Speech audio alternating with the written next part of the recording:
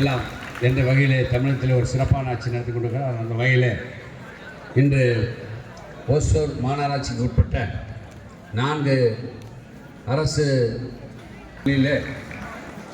சுமார் 1340 மாணவ செல்வங்களுக்கு சுமார் 64,43,920 ரூபா மதிப்பிலே விலையில்லா மிதிவண்டி வழங்குகின்ற நிகழ்ச்சிக்கும் அதேபோன்று அரசின் நலத்திட்ட உதவிகள் வழங்குகின்ற நிகழ்ச்சிக்கு தலைமை தாங்கி நடத்தி கொண்டிருக்கின்ற மாவட்ட ஆட்சியர் மரியாதைக்குரிய திருமதி KM சரையு இந்திய ஆட்சி பணித்துறை அவர்களே, வரவேற்பை ஆற்றிருக்கின்ற மாவட்ட முதன்மை கல்வி அலுவலர் மரியாதைக்குரிய திருமதி KP மகேஸ்வரி அவர்களே, நிகழ்ச்சியிலே கலந்து கொண்டு இங்கே சிறப்பித்திருக்கிற நேரத்தில் அருமையை வாழ்த்துறை வழங்காவிட்டாலும் இங்கே இந்த நிகழ்ச்சியிலே சிறப்பாக பங்கெடுத்திருக்கின்ற ஓசூர் சட்டப்பேரவை உறுப்பினர் மரியாதைக்குரிய சகோதரர் ஒய் பிரகாஷ் அவர்களே, ஓசூர் மாநகராட்சியுடைய வணக்கத்துக்குரிய மேயர் சட்டப்பேரவையுடைய முன்னாள் உறுப்பினர் அன்பு சகோதரர் திரு SA சத்யா அவர்களே, மற்றும் இந்த நிகழ்ச்சியிலே பங்கெடுத்து சிறப்பித்திருக்கிற இந்த மரியாதைக்குரிய துணை மேயர் ஓசூர் மாநகராட்சி அன்பு சகோதரர் ஆனந்தியா அவர்களே, மாமன்ற உறுப்பினர் மரியாதைக்குரிய மோசின்தாஸ் SR அவர்களே, மரியாதைக்குரிய மாவட்ட கல்வி அலுவலர் திரு முனிராஸ் அவர்களே, மற்றும் இந்த நிகழ்வுகளை பங்கெடுத்து சிறப்பித்திருக்கிற தலைமை ஆசிரியர் மரியாதைக்குரிய திரு முனிராஸ் அவர்களே, பெற்றோர் ஆசிரியர் கழக தலைவர் அவர்களே, சட்டப்பேரவையுடைய முன்னாள் உறுப்பினர் அன்பு சகோதரர் முருகன் உட்பட வந்திருக்கின்ற மரியாதைக்குரிய திராவிட முன்னேற்ற கழகத்துடைய முன்னோடிகளே, மாநகராட்சி உள்ளாட்சியுடைய முன்னாள் இந்நாள் பிரதிநிதிகளே,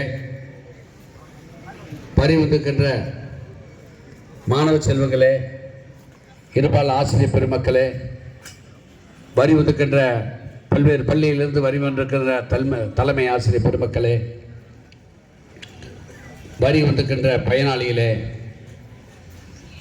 உங்கள் அனைவருக்கும் எனது முதற்க நன்றி வந்து வணக்கத்தை தெரிவித்து, மாண்புமிகு தமிழக முதலமைச்சர் அவர்கள் இன்றைக்கு பொறுப்பேற்ற முன்பு பள்ளிக்கு 44 கோடி ரூபாய் நிதி ஒதுக்கி உச்சபட்ச நிதியை ஒதுக்கி தந்திருக்கிறார். மாணவர்களை எப்பொழுது பார்த்தாலும் படியுங்கள் படியுங்கள் படித்துக் கொண்டே இருங்கள் என்று சொல்வார். எனவே இருக்கின்ற செல்வங்களிலே சிறந்த செல்வம் கல்வி செல்வம்.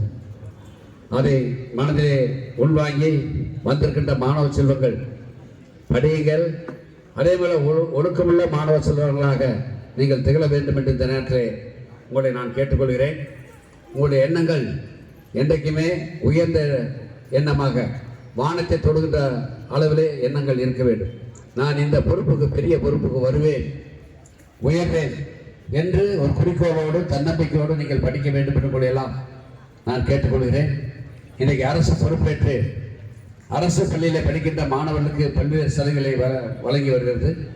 விலையில்லா மிதிவண்டி, அதே மாதிரி பேருந்தில் சென்றால் கட்டணமில்லா சலுகை, அதோடு சீருடை, இப்படி காலை சிற்றுண்டி 1 முதல் 5 வகுப்பு படிக்கின்ற குழந்தைகளுக்கு காலை சிற்றுண்டி 20,50,000 பேருக்கு, உங்களுக்கும் மதிய உணவு திட்டம், தலைவர் கலைஞருடைய ஆட்சி காலத்திலே அதாவது சத்துணவோடு வாரத்தில் 5 முறை முட்டை வழங்கியது தலைவர் கலைஞருடைய ஆட்சி காலம்.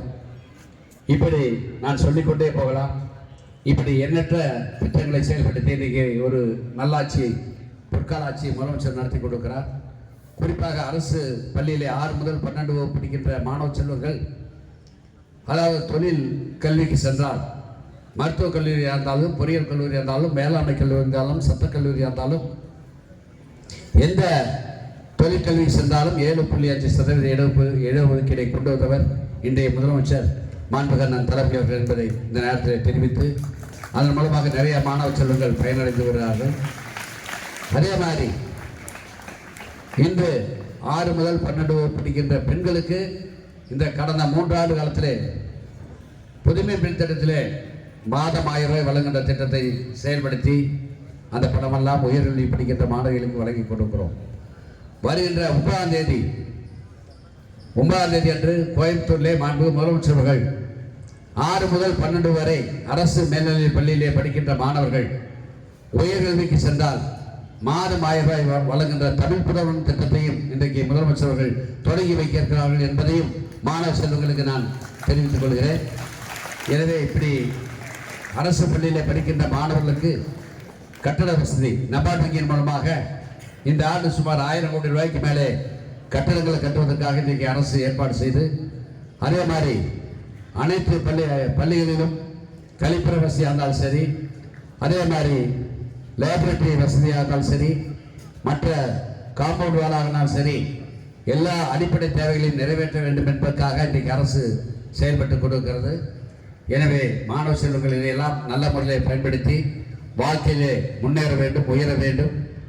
படிக்கின்ற காலத்திலே நல்ல முறையில் ஒழுக்கமுள்ள மாணவர்களாக திகழ வேண்டும். விளையாட்டாக இருந்தாலும் சரி, மற்ற எந்த துறையாக இருந்தாலும் அதிலே நீங்கள் முத்திரை பதிக்க வேண்டும் என்று இந்த நேரத்திலே உங்களை எல்லாம் நான் அன்போடு கேட்டுக்கொள்வதோடு, இன்றைக்கு நீங்கள் படித்து நல்ல முறையில் இந்த பள்ளியில் படித்த வேறு பொறுப்பிலேயோ பெரிய உயர்வுக்கு வந்தார் என்ற பெருமையை நீங்கள் பெற வேண்டும். அந்த நேரத்திலே இந்த பள்ளியினுடைய தலைமை ஆசிரியராக இருந்தவர்கள், ஆசிரியர் பெருமக்கள், உங்களுடைய பெற்றோர்கள், உங்கள் சமுதாயத்தை சேர்ந்தவர்கள் உங்களை மதிப்பார்கள். எனவே உங்களுக்கு மிகுந்த எந்த நாட்டுக்கு சென்றாலும் அந்த மாண்புக்கு தமிழக முதலமைச்சர் அவர்கள் இன்றைக்கு மாணவர்களுக்காக, அதுவும் அரசு பள்ளியிலே படிக்கின்ற மாணவர்களுக்கும் சரி, அரசு உதவி பெறும் பள்ளியிலே படிக்கின்ற மாணவ செல்வங்களுக்கும் நிறைய திட்டங்களை செயல்படுத்தி ஒரு பொற்கால ஆட்சியை நடத்தி கொண்டிருக்கிறார். அப்படிப்பட்ட மாண்பு முதலமைச்சருக்கு மாணவ செல்வங்களாகிய நீங்கள் வருங்காலத்திலே உறுதியாக ஆதரவாக இருக்க வேண்டும் என்று கேட்டு இந்த அருமையான நிகழ்ச்சியிலே கலந்து கொள்கின்ற வாய்ப்பை தந்த அனைவருக்கும் நன்றி தெரிவித்து விடைபெறுகிறேன். நன்றி, வணக்கம். வழங்க உள்ளார்கள். முதலாக பிற்படுத்தப்பட்டோர் நலத்துறையின் சார்பாக விலையில்லா சலவை பெட்டி வழங்கப்படுகிறது. லட்சுமி தேவி முதல் பயனாளி 6560 ரூபாய் மதிப்பிலான விலையில்லா தேய்ப்பு பெட்டி. அடுத்து முடியும்ப்பா.